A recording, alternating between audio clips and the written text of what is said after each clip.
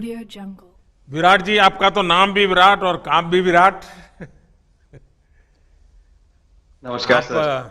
Dubai में से आज समय निकाला और वहाँ तो ये खेल आपका बड़ा तनावपूर्ण रहता है, उसमें भी आपने और अपनी भागदौड़ भरी जिंदगी में अभी जो फिटनेस रूटीन फॉलो करते हैं, मैं जरूर चाहूंगा, देश भी जानना चाहेगा, क्योंकि नौजवान आपको आपकी हर गतिविधि को देखता है, ये आपको कैसे मदद करता है? पहली बात तो बहुत बहुत धन्यवाद सर यहाँ पे हम सबको बुलाने के लिए। सब लोगों ने फिट इंडिया मूवमेंट के बारे में बात करी और इसके फायदे, इसके लाभ हमको रोज अपनी डेली लाइफ में किसी ना किसी तरीके से दिखते हैं। सबने अपने एक्सपीरियंसेस बताए। मिलिंद जी ने भी बहुत अच्छी बातें रखी, बहुत इंस्पिरेशनल उनका भी काम रहा है, उनकी जर्नी रही है पिछले कुछ सालों में। मैंने भी बहुत ऑब्जर्व किया है और मेरे खुद के एक्सपीरियंस में सर एक ट्रांजिशन एक्सपीरियंस करने को मिला मुझे कि जिस जिस पीढ़ी में हम खेलना शुरू हुए और जो उस समय खेल की हमारी डिमांड्स थी, वो बहुत तेजी से बदली एक समय के बाद। और मुझे ये एक्सपीरियंस हुआ कि जो एक हमारा सिस्टम बन चुका था, हमारा एक रूटीन बन चुका था, वो हमारे खेल के डिमांड्स के लिए सही नहीं था और उसे बदलना जरूरी था, क्योंकि हमारा खेल बहुत तेजी से आगे बढ़ रहा था और मुझे ऐसा महसूस हुआ कि हम कुछ फिटनेस के पॉइंट ऑफ व्यू से पीछे छूट जा रहे थे। हमारी स्किल में कभी कोई प्रॉब्लम नहीं थी। तो स्वामी जी ने भी बात रखी, आपने भी बात करी, मिलिंद जी ने भी पहले बताया, एक जो सेल्फ रियलाइजेशन की बात है कि आपको खुद से रियलाइज हो कि मुझे क्या बदलना है अपने अंदर।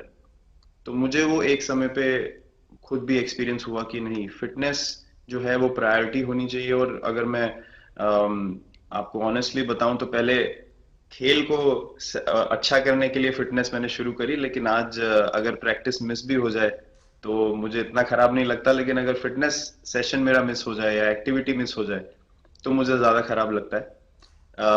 तो इसके फायदे जो हैं नहीं, सर वो सबसे पहले आपको ये जो नया मंत्र जगा, तो दिल्ली के छोले भटूरे का ही बहुत दुखता हुआ होगा। बहुत ज्यादा सर। मतलब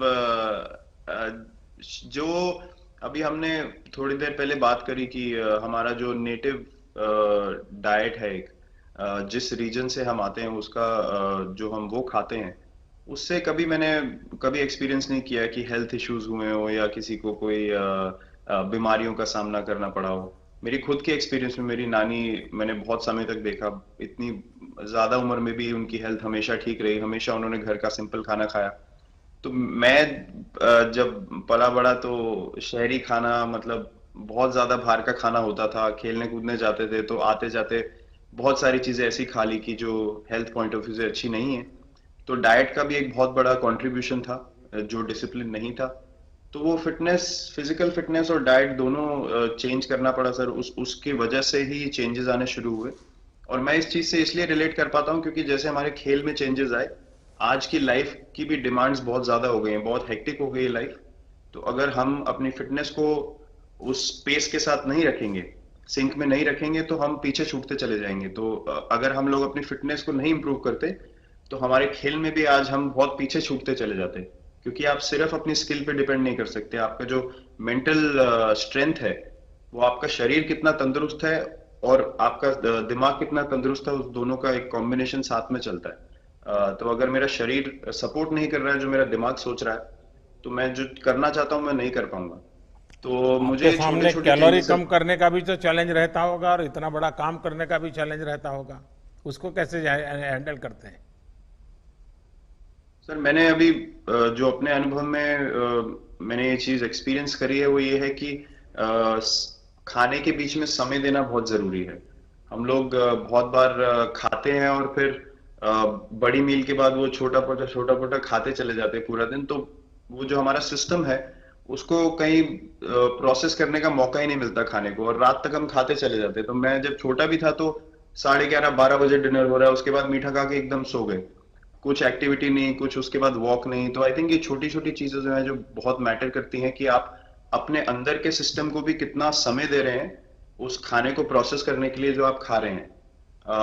तो उसके लिए अवेयरनेस बहुत जरूरी है कि आप किस वजह से कर रहे हैं। आप अपने आप को ओवरऑल फिट रखने के लिए कर रहे हैं या फिर सिर्फ वेट लॉस के लिए कर रहे हैं, जैसे अभी रुजुता जी ने बोला। तो प्रायोरिटी बहुत जरूरी है अपने दिमाग में कि आप आपकी इंटेंशन ठीक होनी चाहिए, फिर अकॉर्डिंगली आपके रिजल्ट्स भी वैसे ही आएंगे बाहर। मैंने सुना है कि इन दिनों टीम के लिए एक योयो टेस्ट हो रहा है। क्या ये कैप्टन को भी ये योयो टेस्ट करवाना पड़ता है कि आपको छुट्टी होती है? और योयो टेस्ट होता क्या है, क्या क्या क्या करना पड़ता है? सर टेस्ट ये बहुत जरूरी था फिटनेस पॉइंट ऑफ व्यू से। अगर आप ग्लोबल फिटनेस लेवल्स की बात करें तो बाकी टीमों से हमारा लेवल अभी भी कम है, और हम चाहते हैं कि वो लेवल हम ऊपर लेके जाएं, जो एक बेसिक रिक्वायरमेंट है। आज की डेट में हम लोग फोकस करते हैं कि जैसे T20 मैच हो गया या वनडे मैच हो गया, वो एक दिन में खत्म हो जाता है। लेकिन अगर हम टेस्ट मैच की बात करें जो 5 दिन आपको खेलना है, हर शाम को आपको वापस जाना है, अगले दिन फ्रेश आना है, तो उस पॉइंट ऑफ व्यू से ये फिटनेस जो स्टैंडर्ड था वो बहुत जरूरी था। और मैं सबसे पहले मैं ही जाके भागता हूँ, और ये कंडीशन है कि अगर मैं भी फेल हो जाऊंगा तो सिलेक्शन के लिए मैं भी अवेलेबल नहीं हूँ।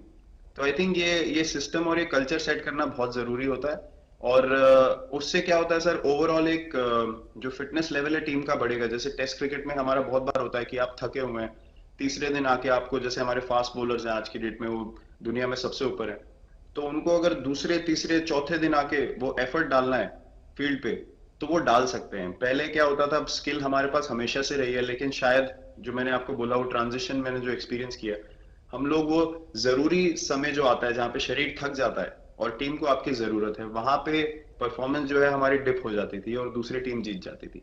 आज की डेट में हमारी फिटनेस की वजह से हम वो जरूरी समय में उस चीज को कैपिटलाइज कर पा रहे हैं और हमारे रिजल्ट्स उसी तरीके से आ रहे हैं। तो एक एक sir benchmark I think elite sports में होना जरूरी है, उससे एक फिटनेस विराट कल्चर जी, बना। मैं देख रहा हूं कि आपका टाइम मैनेजमेंट तो है ही है, लेकिन फिर भी आपकी एक्टिविटी इतनी नजर आती है ना, मैं भी कभी कभी फॉलो करता हूं।